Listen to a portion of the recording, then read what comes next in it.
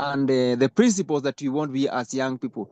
And that the best way to do it is by participating, not just by saying by voices and shouting, but participating in this democratic event, whereby that is the best way that their voices.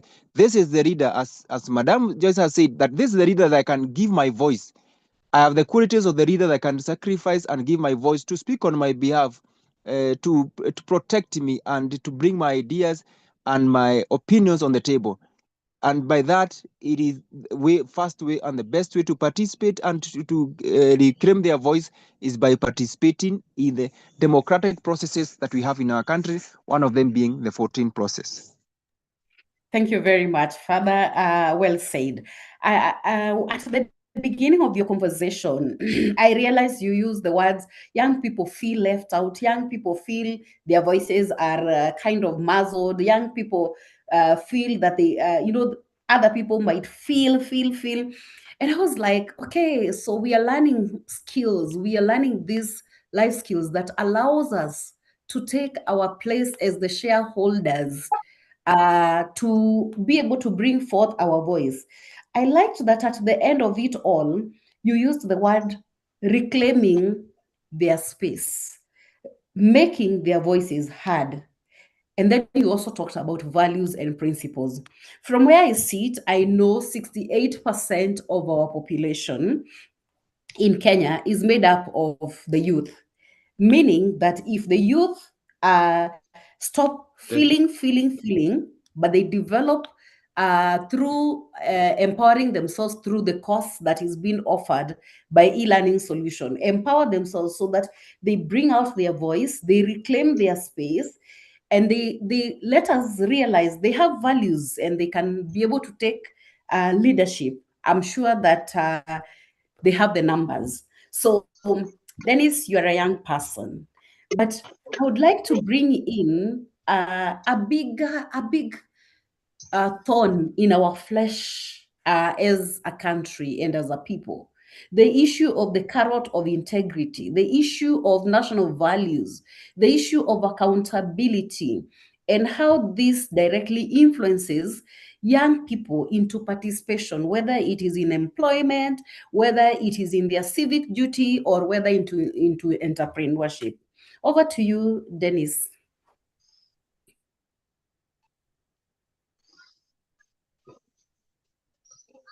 Thank you so much. So, how I'd answer this is that you've mentioned something called integrity, which is very, very important in our country, rather in everywhere and in anything that we are doing. Because most of us, we the many young people, we think that integrity is simply avoiding corruption. That is, I believe, the baseline that everyone thinks on. But looking at integrity is much, much bigger than that. Integrity is something that I tell people should be a personal brand. It's something that should determine whether you can trust person. And as you're going into the election period, I tell people as you're going to vote, think of that person. Do they have integrity? Is it someone you would trust? The same way I'm telling you, you should weigh integrity as something that when I see you, it is something that is your personal brand that determines that I can trust you. So are you going for that? So whether you're looking for employment or starting a business, or you're hiring people as an employer, or you're looking for clients, basically integrity shows someone who is dependable, who is honest, who is accountable and professional. It's a technical skill that gets you, that gives you value. And it often determines now, in the context of what I've said, whether you're hired or you're promoted or you're hiring or you're recommending or you're being recommended, it is when you go to in the world of entrepreneurship and when you go to the world of entrepreneurship, it's basically what builds customer loyalty, just make people come back to the business. And now, as we are going back, as we are going into active citizenship, wearing this on will make you someone people can trust, someone people can come back for when they need guidance or anything, because it is something that we need to practice every day. It's just something that we just decide today and we are done. And now we've decided we're integrity and that's it. But we can't do that. So it's something, that should help us deliver our quality, keep our promises, and treat each other with mutual respect. Yes, I think that is what I would. Well said, well done. Well, for sure, I am among the crop that thinks that whenever we think integrity, we think that the alter ego of integrity is corruption. I like that you tell us it is about trust, it is about your personal brand, it's about, am I dependable? And the person I'm giving my voice, as we were told earlier, is that person dependable? And then it's about, is that person loyal? Can they sell part of our shares? Can they let go? And when I talk about part of our shares, I'm not even talking about land. What will they do about the education of the children of Kenya? What will they do about the health sector in this country? What will they do about the common wananchi and the way life is pinching hard on them? Then you've wound it up by telling us, as the young people of this country, and I want to identify with young people, we have to practice active citizenship. We would like to practice active citizenship. But coming back to you, Joyce, from IBC, we are very skeptical. There is a lot of skepticism around, why should I be an active citizen of this country, great nation of Kenya? The program that we've been going through highlights that many youth feel that their voices lack impact. What data or examples can you give us where youth-led civic participation actually shifted policy or governance outcome? And I think this is a question that I would also like to have the rest of the panel members chime in. Where have the youth, so that you create hope in us, where have the youth caused a shift? So over to you, Joyce. Tell us what we do about this skepticism we have, and why the youth should wake up, participate in civic education, and actually vote. That's a good question, Dr. Skepticism is a natural part of any process run by humans. Our elections are run by humans, so it's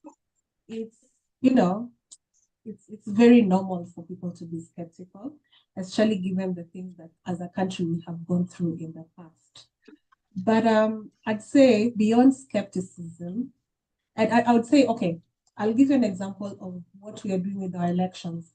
Because of the skepticism, because of people's skepticism, and they're being active and going to court every time there's an election and, petitions and all of that, I would say we have turned our elections into something that is very close to foolproof as it can get.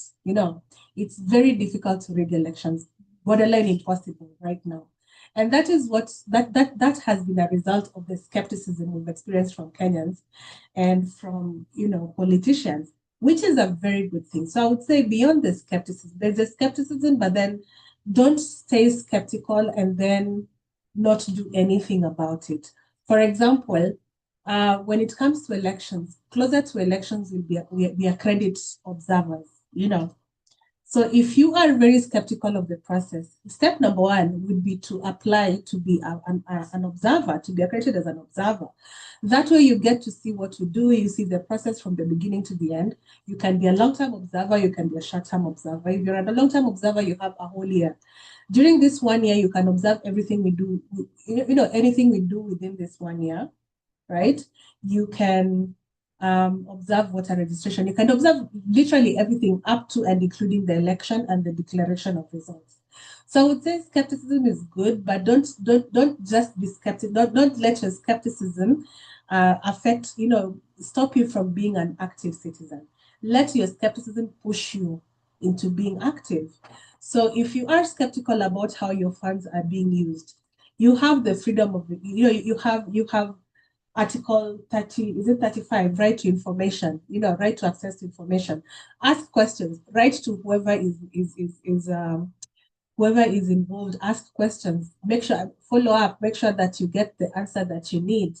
If you want to, just be skeptical, yes, ask questions, but then also let your skepticism push you into doing something, into being active, into voting, into applying to be voter education, what do you call them? Voter education providers, into participating not just as a voter or just as a citizen who makes noise. Noise is good, but beyond that, there should be something you should do. So I welcome skepticism. I like skepticism. I'm very skeptical about a lot of things myself, but my skepticism pushes me to want to know information.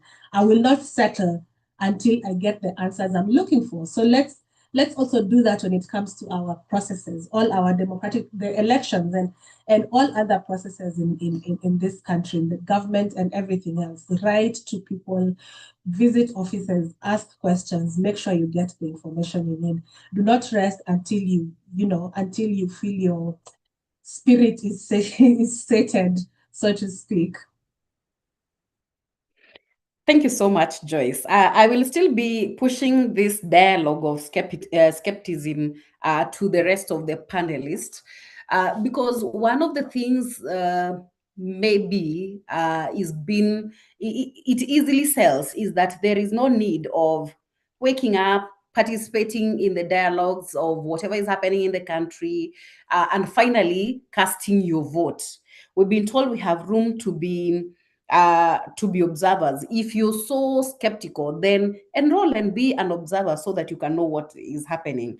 We've also been told, let your skepticism be your motivator to act, and do not settle until something happens. I happen to be a teacher of history in the days when I used to be in the classroom.